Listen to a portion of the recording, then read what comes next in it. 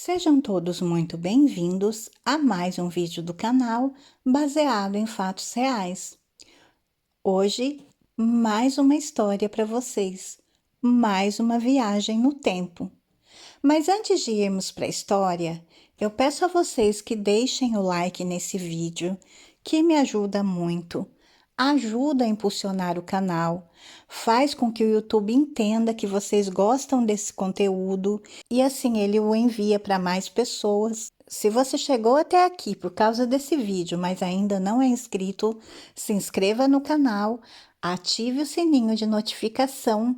Você que já é inscrito, verifica aí se a sua inscrição está ok, porque assim o YouTube sempre te notifica quando eu postar um vídeo novo. Deixem um comentário, nem que seja um emoji. Eu fico sempre muito feliz de ler. Deixem suas sugestões de histórias, de vídeos, que eu atenderei com prazer na medida do possível. E compartilhem nas redes sociais com os parentes, os amigos, os vizinhos, só para eles virem até aqui, para também conhecerem as histórias do canal e também se inscrever. Era 2013. E o caso se encontrava no meio do inquérito baseado nas declarações da Sabrina Minardi. Uma nova testemunha aparece. Fiore de Rienzo, um jornalista conhecido, liga para a família e diz que uma pessoa entrou em contato com o programa de televisão. Você viu essa pessoa? Essa pessoa falou para o Fiore investigar os estúdios de Laurentiis, esse que ficava em Roma. Tinha algo escondido ali, junto com o material cinematográfico. O jornalista liga então para Natalina, a irmã mais velha, e diz: Natalina, eu achei algo. Posso ir aí? E a Natalina disse: claro. Ele falou: é porque eu ainda não abri isso. Eu quero abrir junto com vocês. O objeto estava enrolado em jornais.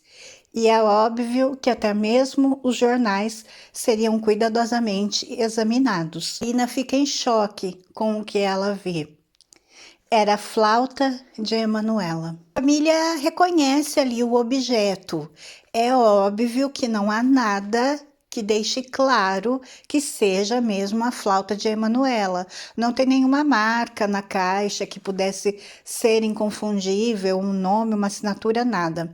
Mas a família diz que lembra muito a caixa e a maneira como estava a caixa gasta nos cantos, seria mesmo a flauta de Emanuela. Essa testemunha, essa pessoa que então entrou em contato com o programa e com o jornalista, confirmou, disse que com certeza era a flauta de Emanuela. Dúvidas se aquela é a flauta de Emanuela ou não.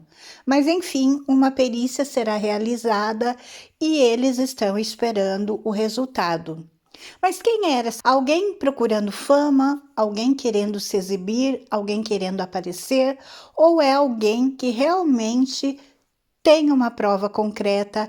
É alguém que realmente sabe do que está falando? É lógico que a família fica com a esperança renovada. A irmã dela, Natalina, chega inclusive a falar que já consegue imaginar Emanuela tocando novamente. Nos colocarmos no lugar dessa família, dessas pessoas, vamos imaginar um pouco o que é que eles sentiram, o simbolismo de toda essa situação. Ela já havia desaparecido há 30 anos. Nunca existiu uma simples evidência relacionada. E agora, essa flauta que pode ser a dela. A flauta, o objeto que mais representa essa jovenzinha do Vaticano. Era uma tarde chuvosa e Fabrício, um jornalista, estava na sua mesa à tarde no escritório trabalhando. Quando o telefone toca e alguém diz: Olá, meu nome é Marco Accetti, quero encontrar com Perionadi. Eu tenho uma flauta comigo, mas eu quero contar toda a história. Podemos nos encontrar? E termina dizendo: eu sequestrei Emanuela. Imagine a reação desse jornalista. Ele fica eufórico, é lógico. Então, novamente, toda aquela manipulação, tudo muito teatral, quantas vezes o telefone deveria tocar. Então o jornalista é conduzido para dentro de uma casa de shows, uma casa de espetáculos, um café, enfim, algo assim com um palco. E no final do corredor, numa sala bem escura, ele aparece com a Chet e diz: Vocês não têm noção. São 30 anos em que vocês, jornalistas, estão focando em todas as pistas erradas. Ele iria matar Emanuela caso não soltassem Mehmet Aliadka, o que não aconteceu. Então, será que ele matou Emanuela? E quem era essa testemunha? Sim, era um homem. Então ele se vira para o jornalista e diz: Eu sou o americano. O americano, lembram das primeiras ligações para a família? Exatamente, era ele. Então, ele concorda em dar uma entrevista para a televisão sem aparecer e diz que o objetivo dele de não aparecer é exatamente não fazer com que as pessoas achem que ele está querendo se aparecer, que ele está querendo chamar a atenção. A única frase é: tesouro, você está falando com quem criou o caso Orlandi. Ele diz isso então para a jornalista que o está entrevistando. Ele assume que ele é o principal responsável pelo caso, pelo sequestro. Ele diz então ter sido responsável pelo aspecto criativo, como, por exemplo, os lugares onde seriam deixadas as provas, se lembram? O que seria falado no telefone. Então, ele diz que ele é a mente criativa, a mente que criou tudo isso, quem orquestrou toda essa situação. Diz que se lembra de ser uma tarde de muito calor e ele estar dentro do carro, como sempre, esperando por alguma coisa. Diz que não foi um sequestro. Emanuela simplesmente foi enganada. O jornalista para aí nesse ponto e fala: Não, eu não entendo como é que ela foi enganada, o que, que aconteceu para ela ser enganada. Ele disse para Emanuela que o pai dela estava em perigo e que o pai estava correndo o risco de perder a casa que eles tinham, a casa que também havia sido dada pelo Vaticano. E a Emanuela, como era uma menina doce, meiga, que amava a família, ficou preocupada que o pai talvez fosse perder a casa, o emprego, essas coisas. Então, o que simplesmente aconteceu foi um falso sequestro que acabou se tornando um sequestro real. E leva a Emanuela para um abrigo, como um abrigo para mulheres problemáticas que não tinham onde ficar. Ele leva lá porque os quartos eram baratos. Diz algo que choca inclusive o jornalista. Ele diz que nos primeiros dias com Emanuela, ele leva ela, inclusive, para passear no centro. Relata que coloca então uma peruca de cabelo curto na Emanuela e que eles vão passear ali pelas ruas próximas, tomar um sorvete e que ele faz isso para conseguir conquistar a confiança da Emanuela. Afinal de contas, era um falso sequestro. Mas aí eu me pergunto, opinião minha, pessoal, qual é o objetivo de um falso sequestro de uma pessoa pobre? Alguém pode me explicar? Ele diz que Emanuela estava triste, estava com medo e queria voltar para casa. Dizia para ele que aquilo já tinha passado muito tempo, que ela precisava voltar para casa, que a família estava preocupada. Ele começa a fazer as ligações, se identificando como americano, exigindo a troca pelo Aliadka. Mauro era chefe da polícia de Roma em 1983 e ele quase pegou a pessoa que se dizia o americano durante essas ligações. É óbvio que naquela época não existia toda a tecnologia que tem hoje, mas a polícia também trabalhava e trabalhava muito com indícios. Então, em uma das ligações do americano para a família, eles conseguem ouvir ao fundo o barulho de um trem. Ele havia feito uma ligação de uma cabine telefônica em frente a uma estação de trem. A agência de telefonia falou que algumas daquelas ligações estavam vindo de algumas áreas bem específicas de Roma, perto da estação central de Roma. A polícia, juntamente com a companhia telefônica, desligam algumas cabines e deixam apenas algumas funcionando, porque assim ficaria fácil monitorar onde ele estaria fazendo as ligações. A ligação teria que durar de 2 a 3 minutos para eles conseguirem localizar da onde estava saindo. Um treinamento especial para o Egídio, que era o advogado e que era quem recebia as ligações na época, para que o Egídio conseguisse estabelecer ali um diálogo que durasse esse tempo que a polícia precisava. Durante a ligação, bingo! A companhia telefônica conseguiu localizar a cabine. Era a Praça São Silvestro. Na época havia um bar com telefones que podia ser usado. E ele estava naquele bar, como sempre, acompanhado por duas belas garotas, que além de ser uma agradável companhia, ainda davam cobertura a ele. Uma patrulha policial então rapidamente se dirige para essa cabine. Viu então o barulho do carro parando rapidamente, e é óbvio que era um ouvido treinado para isso. E ele rapidamente, instintivamente, se abraça às duas garotas e sai. Ainda ao sair, ele cruza com um homem que saiu desse carro que estava sem placas. E ele se lembra muito bem, era um homem alto, jovem, com barba. A pista diz a ele: tá, tudo bem, já entendi que você conseguiu fugir. Mas então me responde uma coisa. Por que a Emanuela? Por que sequestrar a Emanuela? Para quem você trabalhava? E ele fica meio titubeando, meio confuso, sem saber o que responder. Então ele diz: a verdade é que Emanuela foi sequestrada por membros do Vaticano.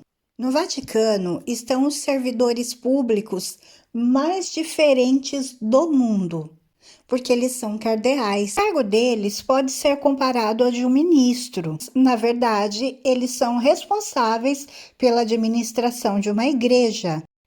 O Vaticano não é um sistema monolítico. Sempre teve e sempre terá várias correntes. A Chet explica então que ele fazia parte de uma organização secreta que trabalhava para os padres ali, para os cardeais, para os padres, enfim, para o Vaticano. E que era uma organização com pessoas comuns e alguns padres, e eles trabalhavam então nessa organização para resolver algumas questões que precisavam ser resolvidas de maneira não muito ortodoxa. E eles sempre se encontravam fora do Vaticano e em casas particulares. Nós já falamos aqui, então nós sabemos que o objetivo do Papa João Paulo II era tornar a União Soviética novamente uma nação católica.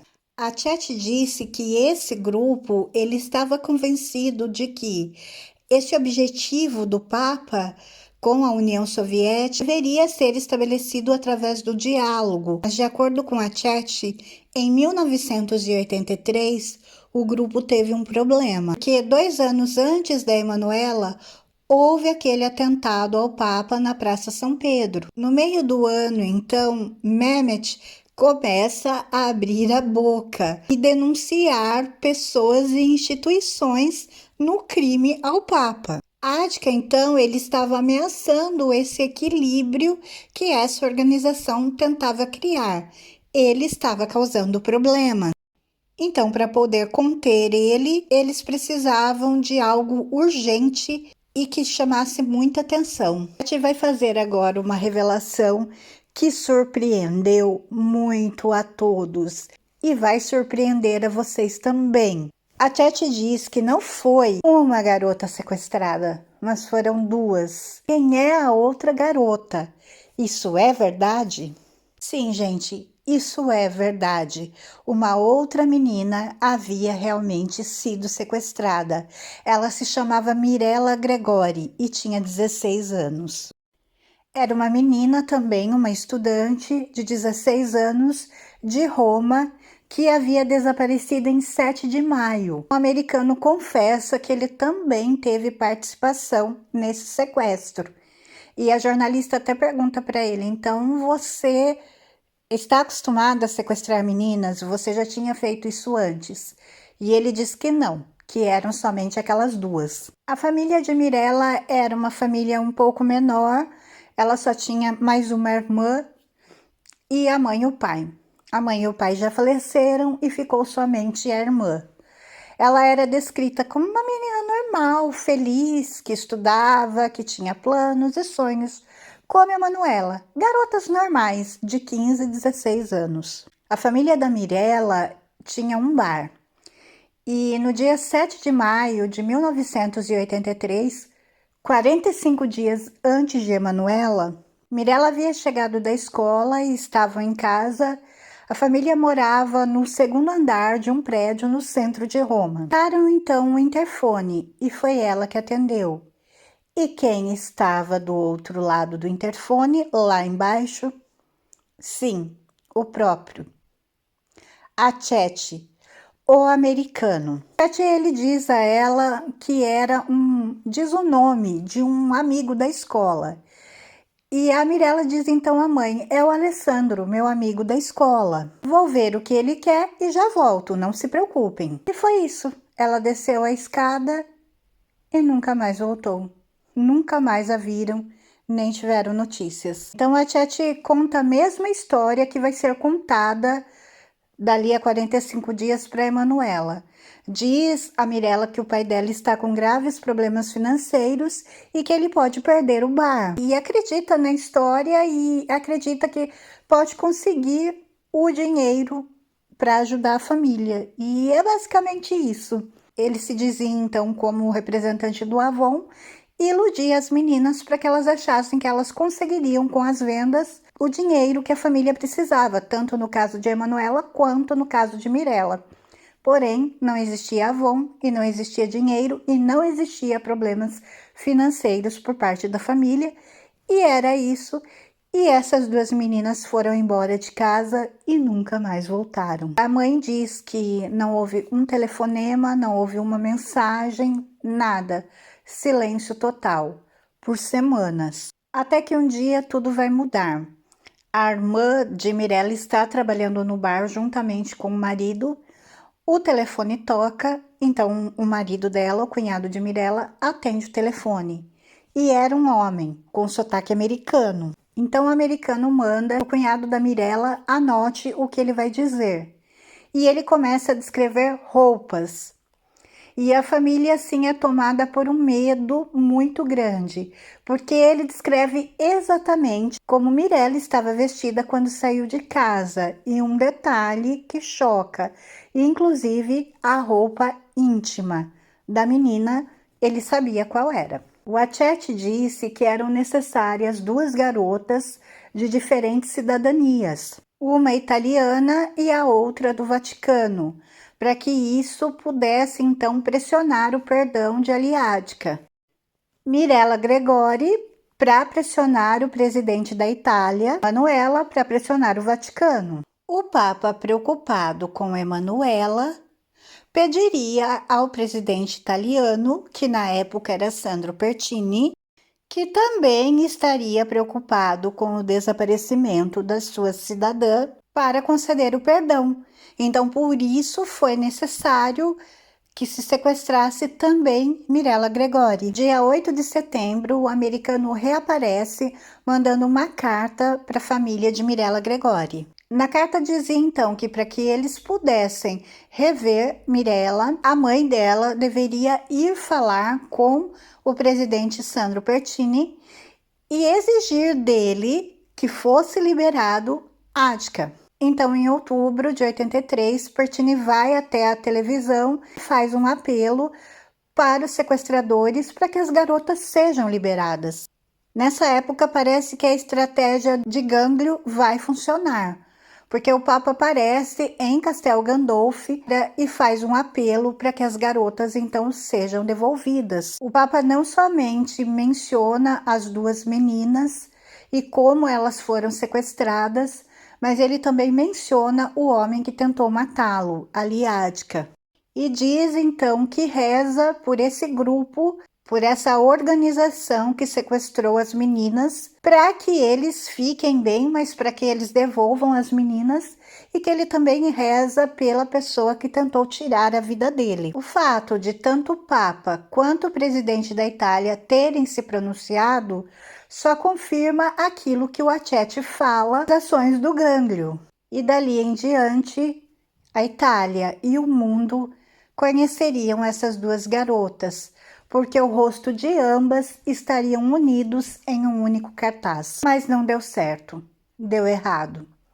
As meninas não voltaram para casa e essas duas famílias nunca mais tiveram notícias, até hoje. Chet garante que a última vez que viu Emanuela, ela estava viva. A família é óbvio que acreditou em Aceti, especialmente porque ele tinha a flauta. Como família, eles sempre vão acreditar quando alguém disser: eu tenho uma informação. A televisão entra em contato com de Emanuela. Eles querem gravar, marcar e gravar, televisionar um encontro entre Aceti e a família de Emanuela. E a família aceita, obviamente, mas nós podemos ter certeza que não foi uma situação fácil. Foi muito difícil para a família. Vocês conseguem imaginar o que é estar de frente para uma pessoa que sequestrou sua filha, sua irmã há anos e que você não sabe o que aconteceu? Realmente não é uma situação nada fácil e nada favorável. O irmão dela diz a Chet: não é nada fácil estar de frente de uma pessoa. Se você estiver dizendo a verdade, você causou uma dor inimaginável e imensurável a uma família toda, a um pai e a uma mãe. E provavelmente você destruiu as esperanças, os sonhos, a vida de uma menina de 15 anos. Foi muito difícil aquela família não reagir mal, porque o Aceti ele era muito arrogante. Você vê a hombridade daquelas pessoas, da família Orlandi, a educação, o respeito e o caráter. Porque eu acho que se fosse outra pessoa, teria partido para cima daquele homem. O irmão começa então a fazer perguntas, muitas perguntas. Pergunta inclusive sobre os responsáveis. E o Aceti se negou veementemente. Ele disse: não, eu não falarei nomes. Porque talvez não existam esses nomes? Então, pergunta claramente: eu só quero saber, você foi contratado por alguém do Vaticano para fazer esse trabalho? E a resposta do americano é muito hilária, porque ele diz: eu não sou esse tipo de pessoa que faz trabalhos obscuros. E o irmão da Emanuela diz: mas você é o tipo de pessoa que organiza e participa de um sequestro de uma menina de 15 anos. E o americano responde: foi necessário para obter resultados específicos. O irmão faz uma pergunta que machuca: por que ela? Por que vocês escolheram Emanuela? Então o Aceti diz: mas nós não a escolhemos. O irmão pergunta: mas por que ela? E o Aceti responde: foi pela cidadania. E uma coisa que ele fala surpreende. Ele diz: inclusive, nós cogitamos a possibilidade de sequestrar a mais nova, a Maria Cristina. E a fisionomia do irmão dela se transforma, se transtorna. Literalmente, ele fica sem cor. Por que a minha família? Se não fosse uma, seria a outra. O irmão dela diz que naquele momento ele tinha vontade de se levantar e esmagar aquele homem contra a parede. Mas é óbvio que ele não podia, e também o caráter dele, a criação que a família teve, não permitia. Falando, ele disse que eles acabaram, na verdade, pegando ali a Emanuela pela vivacidade dela, uma pessoa aberta, que conversava, uma menina simpática, uma menina normal, porém que dava abertura para conversar com pessoas, conhecer pessoas. Então o irmão diz: Você não pode falar assim da Emanuela. Você não a conhece. Você não conhece minha irmã. Você não a sequestrou. Você disse que você falou para Emanuela que a família dela sabia que ela iria se ausentar, que ela aceitou essa situação e a casa da família estava correndo perigo, que o pai estava com problemas nos negócios. É mentira sua. Você não sequestrou a Emanuela. A minha irmã nunca acreditaria nisso. E ela nunca agiria assim. Eu conhecia minha irmã. Você não. A minha irmã nem saía à noite sozinha. Ela nunca teria aceitado, ela nunca teria entrado no seu carro. De um lado, a tendência era se acreditar no Achete porque ele tinha flauta.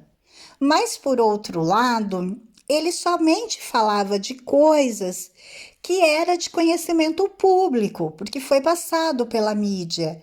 Ele não trazia nenhum dado novo que ninguém conhecesse, que pudesse realmente fazer a conexão entre ele e a Manuela. Era você que ligava para minha casa e se dizia o americano, e ele confirma. Você vai me dizer agora o que aconteceu com a Emanuela fisicamente nos primeiros dias do sequestro. Porque o americano, quando ligou para minha casa, disse que havia acontecido algo físico com ela nos primeiros dias do sequestro. Porém, a família nunca revelou isso para ninguém, nem para a polícia. Então, se você é o americano, o homem que ligava para minha casa, você vai me falar agora o que aconteceu. O americano, numa dessas ligações, tinha dito então à família que a Emanuela, nos primeiros dias, ela machucou o pulso. Porém, ela tinha sido tratada por 2 médicos italianos que estavam lá. Mas ninguém sabia esse dado, a família nunca revelou para ninguém. E era realmente a cartada final, a cartada que eles estavam esperando. Porque o que o homem sentado ali na frente dele respondeu? Nada. Silêncio absoluto. Ele não sabia. Ele não tinha estado com a Emanuela. Uma situação muito difícil que, obviamente, deixou a família muito triste, muito chateada e muito revoltada. Mas eles conseguiram perceber naquele momento que aquele homem estava blefando. Na frente do irmão da Emanuela, ele não tinha respostas. Ele não tinha resposta para nada. A impressão é que se dá é que realmente esse homem não tinha nada a ver com o sequestro de Emanuela. Ele queria sim um momento de fama. Pachete foi acusado de calúnia e autocalúnia, aquele tipo de pessoa que tem necessidade de ser o centro das atenções. Ele foi diagnosticado com um transtorno de personalidade narcisista. Não se pode descartar totalmente a possibilidade de que esse homem saiba alguma coisa. É óbvio que na história dele tem coisas que não são verdades, mas algum fundo de verdade tem. Alguma coisa ele sabe, porém ele não fala. Mas algo precisa ser feito, porque estamos falando de uma família que espera respostas há quase 40 anos. Então, especialistas em voz são contratados para fazer esse trabalho. Eles pegam então as ligações que se tem gravadas do americano lá de 1983, juntamente com a voz atual que se tem gravada do Achete, porque enfim ele deu entrevistas, ele apareceu na televisão. Comparam, fazem os estudos necessários, lembrando que nós estamos falando de profissionais renomados e confiáveis. Eles fazem os estudos necessários e o resultado é que o americano não é a mesma pessoa que a Achete. Porém, aparece uma nova pista, uma surpresa. Voltando lá para 1983, para essas ligações, o que esses especialistas descobrem? Não existe um americano. Foi mais de uma pessoa que ligou para a família se passando pelo americano. Tem um desses americanos que faz as ligações para a família da Emanuela é sim o Marco Achetti. Mas o que isso significa para o caso do sequestro da Emanuela? Um dado bem interessante. O primeiro americano que liga, ele cita apenas Emanuela, mas o segundo americano, em uma das ligações, chega a perguntar para a família, viu falar do caso Mirella.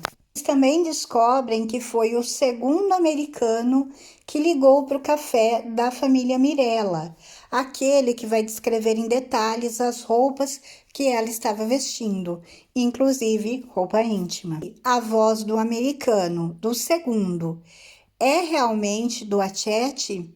Isso significa que ele já sabia na época sobre o caso Mirella. Conclusão que a família da Emanuela chega é que o Achetti realmente não estava envolvido no caso Emanuela, mas estava envolvido no caso Mirella.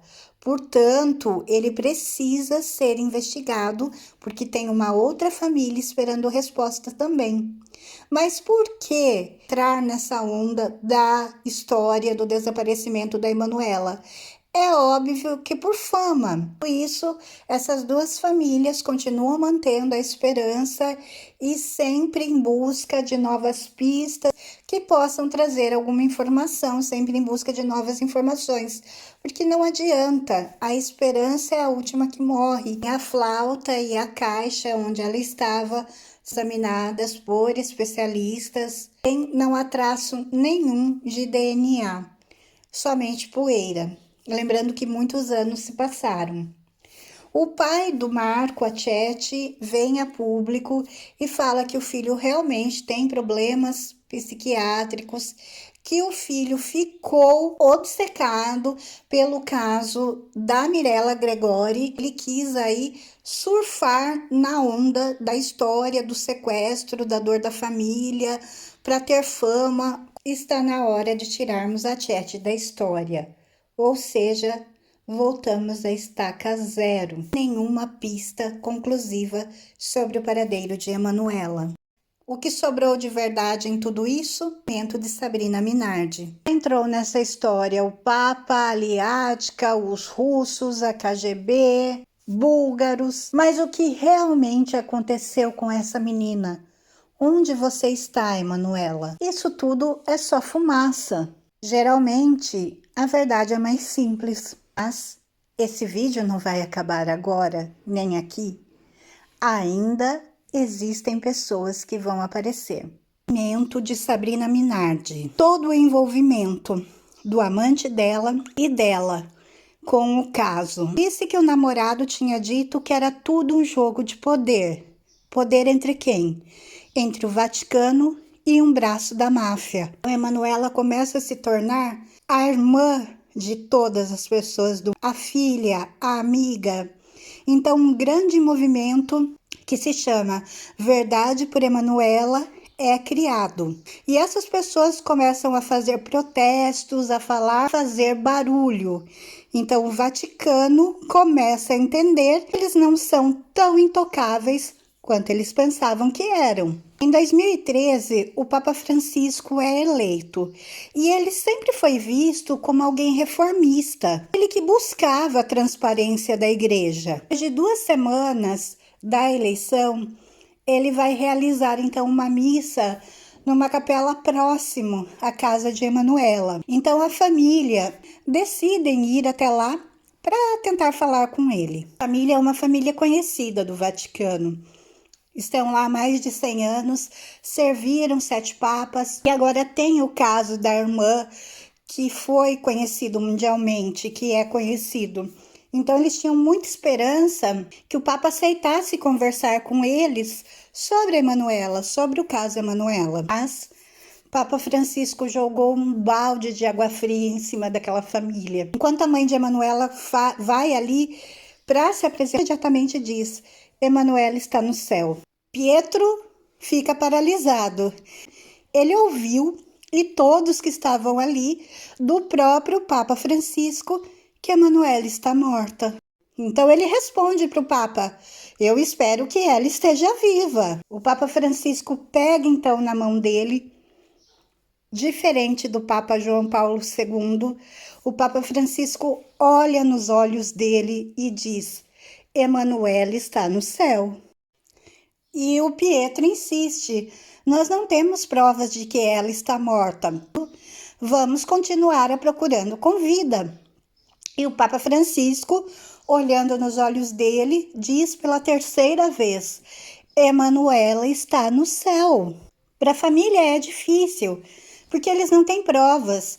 Eles sequer têm uma pista concreta do que tem acontecido com Emanuela. Mas o Papa Francisco não, é diferente. Ele é o chefe máximo daquele estado, a autoridade suprema da igreja, a autoridade suprema do órgão que está por trás do desaparecimento da Emanuela. Portanto, ele sabe de alguma coisa. O Vaticano é um estado extremamente poderoso. Porém, ele foi construído em cima de escândalos, e o maior deles, provavelmente, tem ocorrido em 2016, chamado de Vatilix. O maior vazamento de documentos secretos mostravam corrupção e mau gerenciamento do financeiro dentro do Vaticano. E esse foi o gatilho necessário para a retomada do caso Emanuela Orlandi. Um nome vai surgir aí: Emiliano Fittipaldi. Ele é um jornalista investigativo e trabalha no Vaticano há muitos anos. Em 2016, ele escreve um livro com vários escândalos do Vaticano que leva então ao Vatilix. O Vaticano não queria que o mundo soubesse quase nada sobre o que eles faziam. Durante o processo vai surgir uma testemunha, um padre, que é responsável por uma das igrejas mais importantes e financeiramente lucrativas. E ele vai contar algo muito importante. Alguém tinha entrado no Ministério do Vaticano, usou um maçarico para acessar um dos 15 cofres e roubou uma série de documentos confidenciais sobre coisas do passado. Relacionamentos, escândalos políticos, investigações, investimentos financeiros, relação com a maçonaria. Ninguém ficou sabendo disso, desse roubo tão importante. Por quê? O Palácio do Vaticano é responsabilidade do Vaticano, tem jurisdição própria. E só quem tem autoridade ali é somente a polícia do Vaticano mesmo. Portanto, esse roubo não tem conclusão da investigação. Mas alguns documentos voltaram, alguns foram devolvidos. E quando eles abriram esse pacote, eles viram que tinham alguns documentos originais. E entre eles, um dossiê secreto sobre a Emanuela. Acredite, se quiser. Por anos, o Vaticano se recusou a dar qualquer resposta a Pietro, alegando que o que aconteceu com Emanuela foi em solo italiano e não no Vaticano. Então eles diziam que não tinham nada a ver com aquilo, que não era responsabilidade deles. O Vaticano, inclusive, sempre negou a existência de documentos internos de uma investigação. Isso significa que documentos secretos, dados oficiais sobre a Emanuela estiveram guardados em um cofre por quase 30 anos. Esse jornalista percebe que existem documentos secretos que falam sobre o maior mistério da Itália e do Vaticano, que envolve o Vaticano. É óbvio que ele não vai ficar quieto. Então ele passa meses importunando as fontes dele. Ele quer uma coisa: informações sobre Emanuela. Padres, cardeais, oficiais. Mas tinha um, em particular, que Emiliano tinha certeza que sabia de... Então as ligações começaram. E ele era um jornalista investigativo. Ele não ia desistir. Na primeira ligação, a fonte diz que não sabe de nada. Na segunda ligação, ele já muda. Diz que ele vai contar, porque ele leu os documentos, mas ele não tem os documentos. Portanto, ele não pode comprovar nada. Na terceira ligação, é a fonte quem liga para o jornalista. E a fonte diz: Emiliano, vamos nos encontrar num bar em Roma. A fonte diz: Emiliano, eu tenho um presente. Então ele abre a mochila e dentro tem uma pasta, 5 páginas, que davam para ver que eram cópias e que estavam datadas de 1998. Era uma apresentação de um dossiê que possuía 197 páginas. O título no topo do documento era: Isto é uma lista de despesas do Vaticano com as atividades relacionadas da Emanuela, porque indicava que alguém dentro do Vaticano sabia exatamente o que tinha acontecido com ela. A carta sobre a Emanuela foi escrita pelo cardeal Lorenzo Antonetti. Na época, ele era chefe do órgão que gerenciava todos os setores financeiros do Vaticano. E na primeira parte, no alto do documento, indica que foi fornecer uma lista detalhada com todos os gastos relativos ao afastamento domiciliar da cidadã Emanuela Orlandi. Quantos anos aquela família passou no Vaticano procurando por Emanuela, seguindo todas as pistas que apareciam. Se esse documento é verdadeiro, o Vaticano sempre soube o que houve e onde estava Emanuela. O documento traz informações surpreendentes, escandalosas, tipo custos de passagens, hospedagens, despesas médicas, viagens, não pela Itália, mas em Londres, na Inglaterra. Outra coisa surpreendente é que esses gastos do Vaticano com a Emanuela não foram de uma semana, nem de um mês e nem de um ano. Foram de 1983 até 1997. Isso significa que Emanuela viveu longe da família, longe de casa, longe da Itália, por pelo menos mais 14 anos. Mas tem um item na página 2 do documento que provavelmente seja o mais importante: as despesas com passagem e hospedagem na rodovia Chapman, em Londres. O gasto havia sido de 8 milhões de liras. E é óbvio que após várias investigações, esse lugar, esse endereço é encontrado. É um hostel para garotas, que pertence a um grupo de padres, os Scalabrines, que é uma congregação religiosa católica que tem fortes laços com o Vaticano. Não há registros de Emanuela lá, mas é óbvio que se a Emanuela esteve lá, foi usando outro nome. Não iriam registrá-la com o nome dela. O que aconteceu com a Emanuela esses 15 anos em Londres? Por que ela ficou lá? O que ela fazia da vida dela? O que aconteceu com ela e na vida dela? É triste pensar que a família não tem informação nenhuma e a menina estava viva por pelo menos mais 15 anos. Na verdade, o que está escrito ali, quando a Emanuela foi entregue para aquele padre pela Sabrina Minardi, ela foi traficada para outro país. É chocante isso, né, gente? Na quinta página do documento está o último item das despesas: 21 milhões de libras, atividades gerais e transferência para a cidade do Vaticano, com relativa conclusão das tarefas finais. Quando você lê e ouve uma coisa dessa, o que passa na cabeça? Emanuela está morta. Eles estão levando o corpo para sua viagem final, para o seu descanso final. Acabou, a história acabou, a vida de Emanuela acabou e eles estão levando o corpo de volta para casa.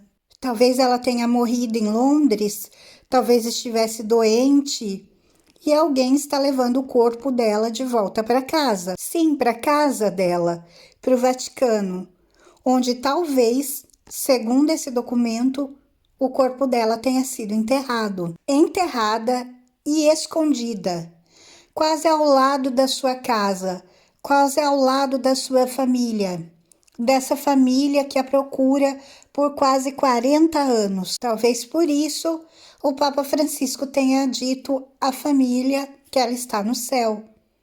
Pode ser que ele saiba o que aconteceu, mas existe ainda um ponto de interrogação. Qual é a autenticidade desse documento? É a maior crueldade que se tem notícias. Emanuela é levada de volta para casa para ser enterrada. E você não conta para a família dela?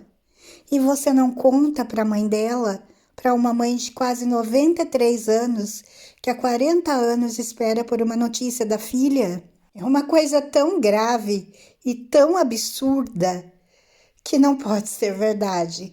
É difícil de acreditar, porque é muito horrível, é muito ruim para ser verdade. Mas se for verdade, seria o maior escândalo do mundo, da igreja. Vez que a família perguntava alguma coisa, eles sempre ficavam na defensiva, dizendo que não tinha nada a ver, que não sabia de nada. Se essa história é verdade, é uma crueldade muito grande. A família então decide contratar uma outra advogada e eles contratam então lá. Era uma advogada que tinha atuado no caso Vatilix. Então ela aceita o caso e começa a estudar minuciosamente. Ela leva mais de 6 meses estudando o caso profundamente. E o que mais chama a atenção dessa advogada foi a falta de interesse do Vaticano em ajudar nesse caso. Dessa maneira, o Vaticano tinha lavado as mãos. Dava a impressão que eles estavam contentes por terem se livrado do caso da Emanuela Orlandi. Então, em 2018, essa advogada vai olhar a caixa do correio dela e encontra um envelope branco. Dentro desse envelope tinha uma carta que dizia: se quiser encontrar Emanuela, olhe para onde os anjos olham. Foto de uma tumba com uma estátua de um anjo.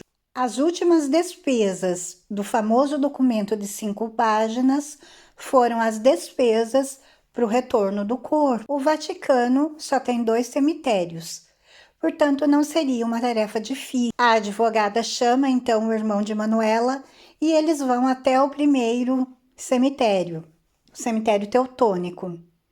Começaram a andar por entre as tumbas e bingo!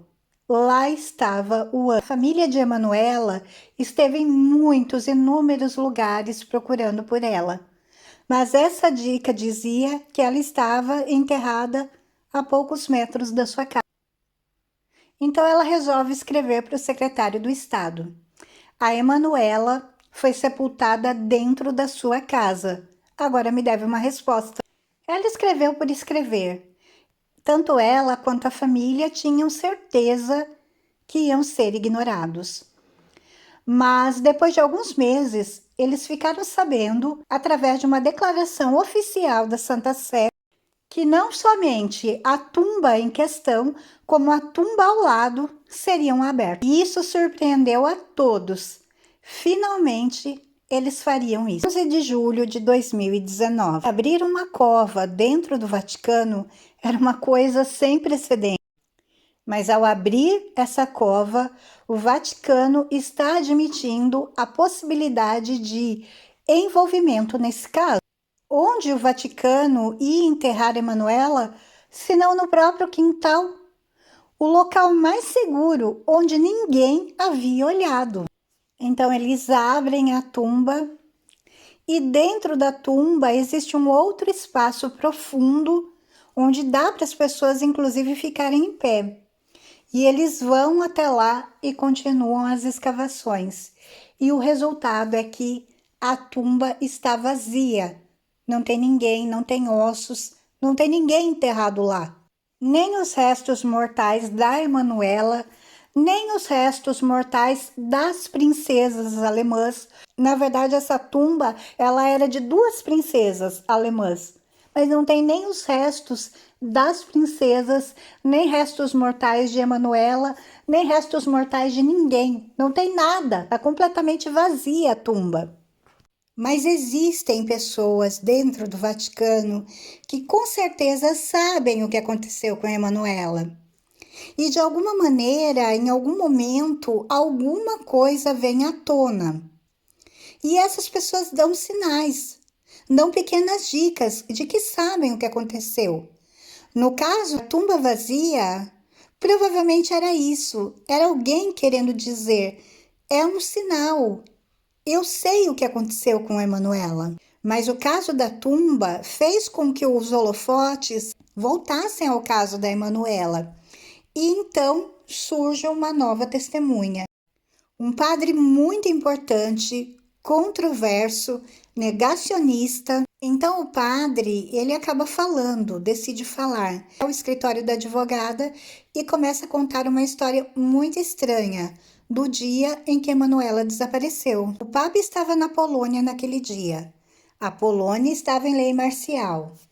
Vidiano era secretário do chefe do Estado. Às 8 horas da noite, o telefone toca e Vidiano atende. Do outro lado era um outro padre, o chefe de imprensa do Vaticano da época. Padre Pantiroli disse que recebeu uma ligação anônima de um homem misterioso, dizendo ser o responsável pelo sequestro da Emanuela. E essa ligação realmente aconteceu, então esse homem era o verdadeiro sequestrador, que às 8 horas o desaparecimento ainda não havia sido reportado à polícia.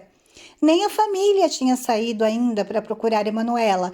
Eles começam as buscas à volta das 9h30 da noite. E também isso indica que o Vaticano já sabia do sequestro antes mesmo da família e ficou em silêncio, não contou nada e nem procurou a família. No começo diziam que não era nada, a investigação não deu em nada.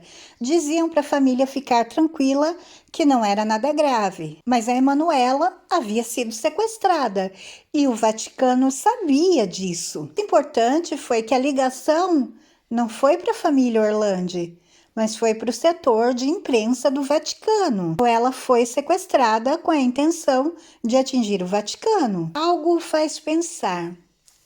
Uma coisa não é bem explicada.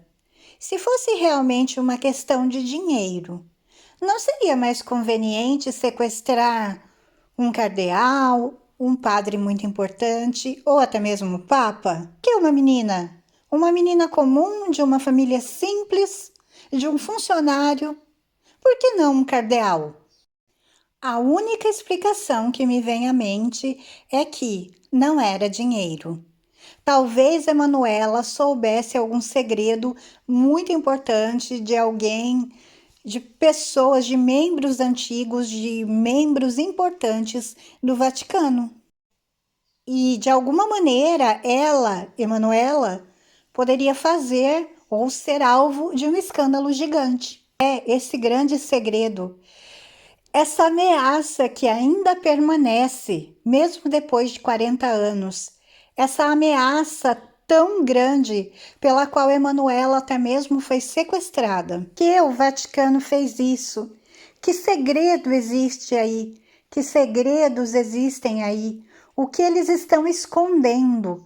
Porque o que ela sabia que precisava desaparecer juntamente com ela? Porque, Emanuela, não importa quanto esforço se faça, a verdade sempre virá à tona. E então, isso nos leva à teoria que, na minha opinião, no meu ponto de vista, é a mais plausível, é a mais realista e é a mais fácil de ser a verdadeira, com a última testemunha que vai surgir. Então, estamos aqui agora nos encaminhando já para o fim desse vídeo, dessa história, que seria para ser um vídeo, mas no fim acabou se tornando em 3, porque é muito longa a história, são muitas teorias, e mesmo que vocês conhecessem detalhadamente como eu conheci. Mas agora a gente está se encaminhando já para o final da história, quando vai surgir então a última testemunha, que até agora ela não apareceu, não sabíamos da existência dela. Porém, como eu já disse e volto a repetir, essa testemunha vai trazer a história que, no meu ponto de vista, talvez seja a verdadeira e a mais plausível, a mais centrada, a mais real num caso como esse. Essa testemunha é uma mulher que não quer se identificar por segurança, por privacidade, por medo. Ela não quer aparecer e não vai falar o nome dela. Mas ela foi a melhor amiga de Emanuela desde os primeiros anos na escola. Elas haviam estudado juntas e aquela amizade, aquele carinho foi instantâneo. Elas se conheceram na escola e começaram a se gostar instantaneamente e ficavam sempre juntas. Estavam sempre juntas, eram melhores amigas. Elas estavam sempre juntas realmente na escola e também fora da escola. Escreve como uma boa menina. Uma menina padrão, uma menina normal.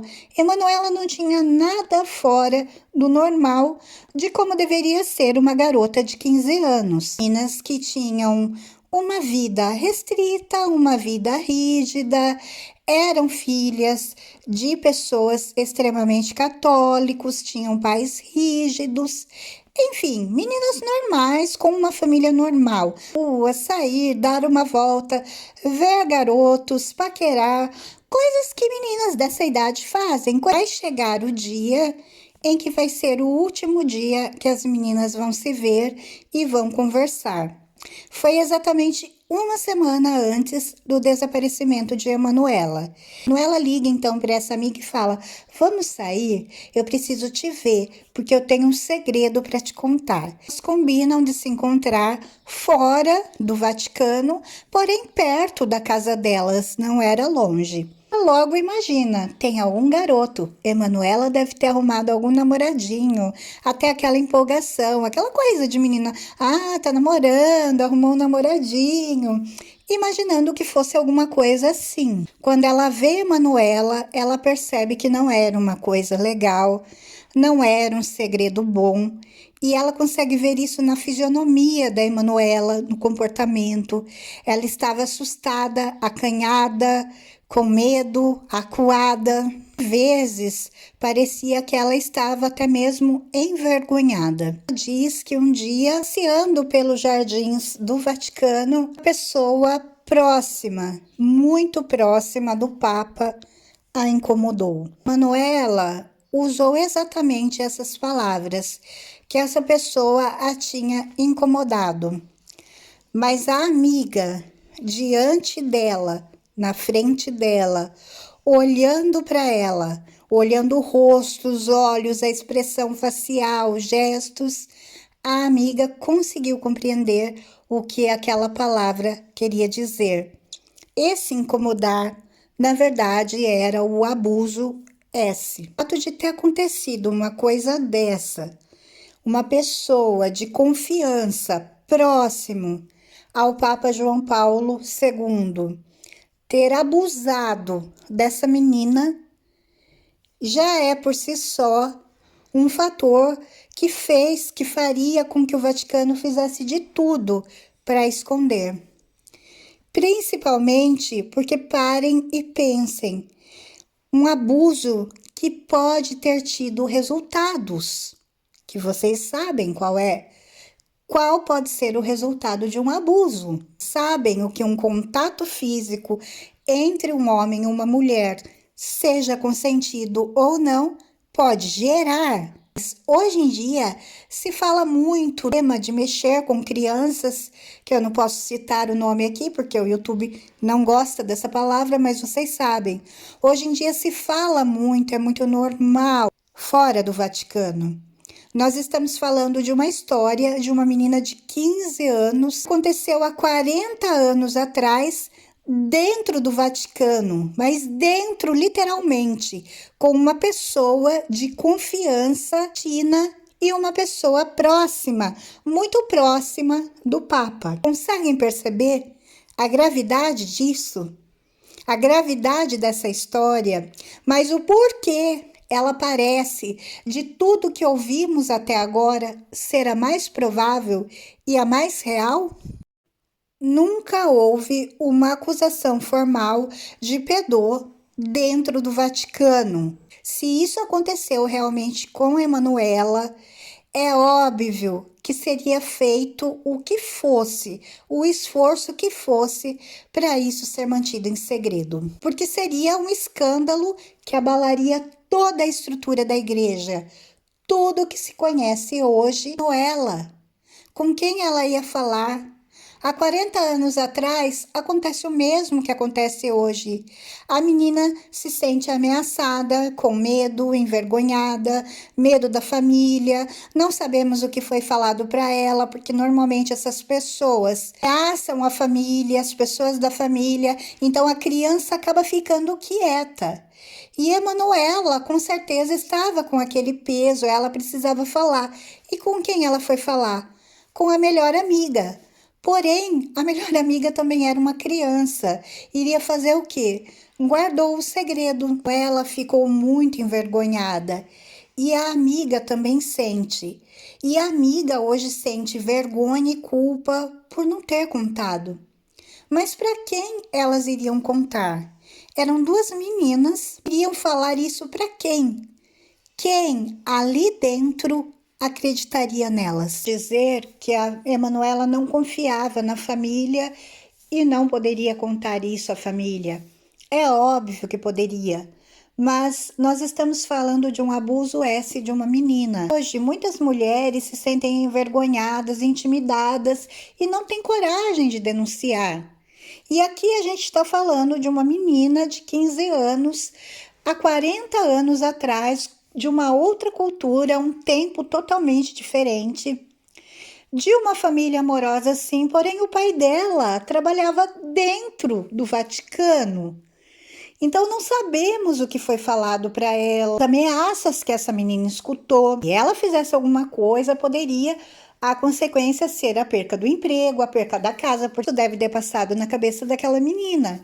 E ela guardou isso com ela, só conversou com a amiga.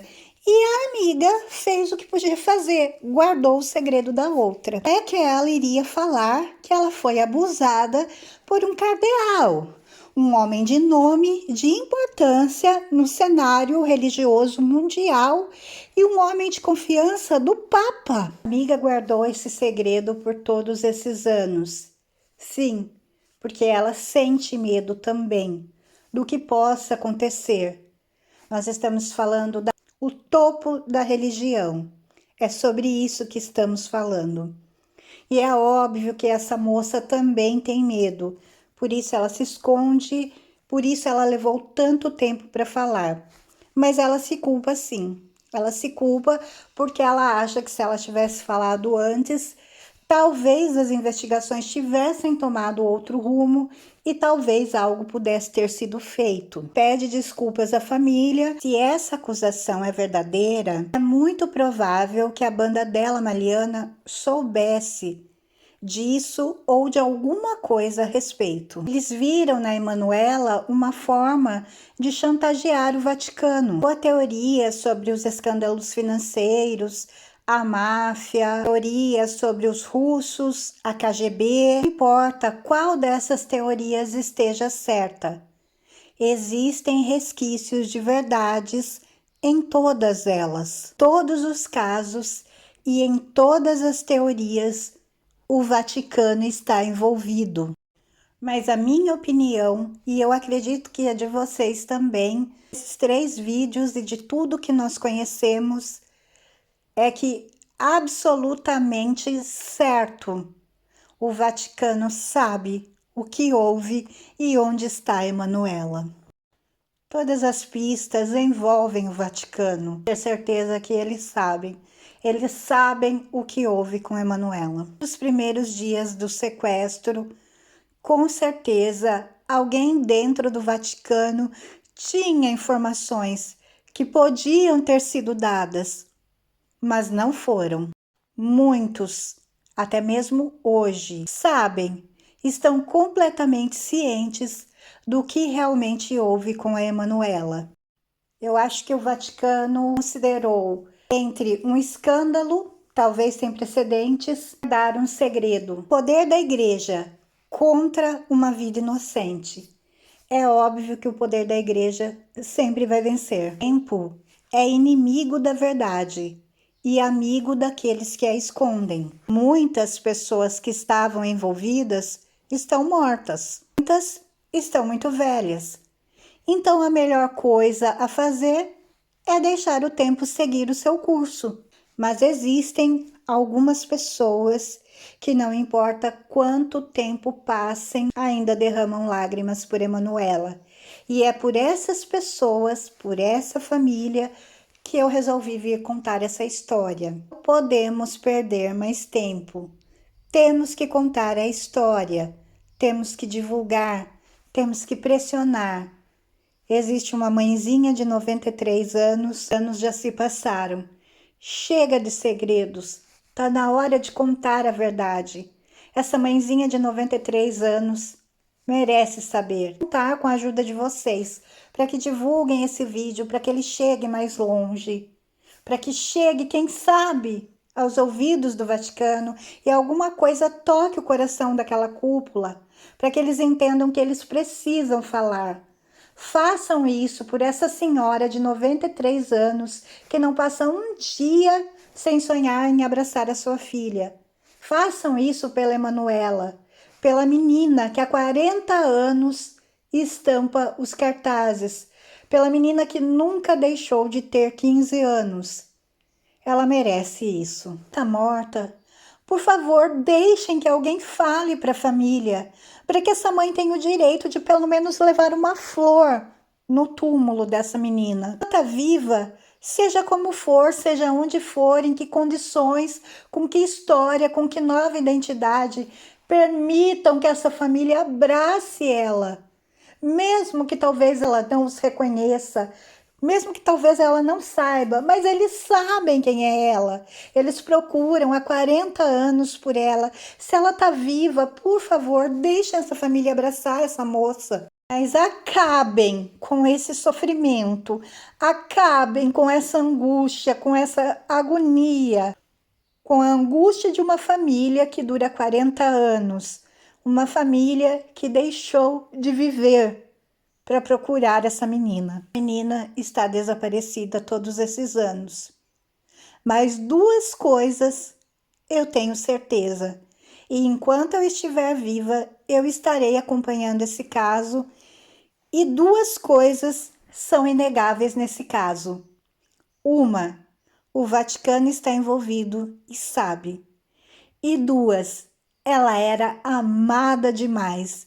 E essa família nunca vai deixar de a procurar. Podem ter certeza disso. Eu espero que vocês tenham gostado de conhecer essa história. Como eu já falei para vocês, por favor, gente, deixa muito like, compartilhem muito, porque não foi fácil fazer. Eu achava que a história ia ser um vídeo e acabaram sendo 3 vídeos, e mesmo assim eu ainda trouxe de uma maneira resumida para vocês. Realmente foram muitas horas de pesquisa, de matérias assistidas, mesmo matérias na língua italiana. Muita coisa eu pesquisei. Então, a única coisa que eu peço para vocês é que, por favor, deixem um likezinho para me apoiar. Ficar muito feliz. Com certeza é a melhor recompensa, é a recompensa que eu mais quero por todo esse tempo que eu gastei pesquisando essa história para trazer para vocês. Deixem um comentário e compartilhem, isso é muito importante, não só para que o vídeo tenha visualizações, o canal fique mais conhecido, sim, isso é muito importante para mim, mas eu acho acho muito importante que essa história ela seja compartilhada, ela seja passada para frente, porque todo mundo junto falando faz um barulho muito grande. Quem sabe esse barulho faça com que a resposta seja dada e que essa família finalmente tenha um pouco de descanso, de pelo menos saber o que aconteceu e onde está essa moça, essa menina. Todos na paz, um super beijo e até a próxima.